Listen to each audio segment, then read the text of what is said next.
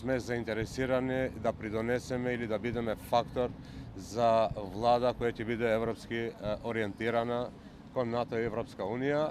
За нас тоа е приоритет, но сега сме фокусирани на кампањата, на нашата програма, на контактите со граѓаниве.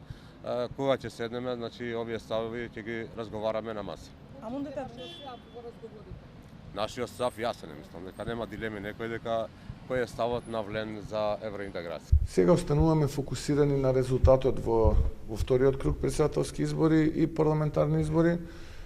Ставот на ВМРО-ДПМНЕ и мој личен е дека не функционирам на основа на уцени, на основа на закани и така натаму. Така што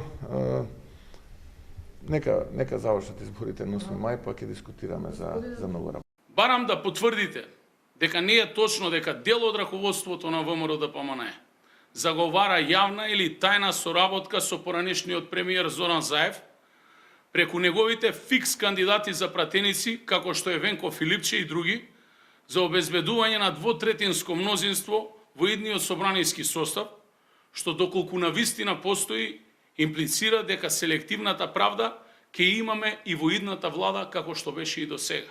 Секоја политичка авантура таква ќе биде ризична за европската иднина на оваа држава и за сите политички околности што ќе се случуваат после 8 мај. Бидете сигурни дека никоја политичка гарнитура, владеачка гарнитура нема да се формира без пратениците на Европскиот фронт. Целиот политички капитал создаден со години, некој ќе сака да го, како да кажам, да го одбија, да го негира. Не може тоа ни Христијан Мицковски, ни било кој друг.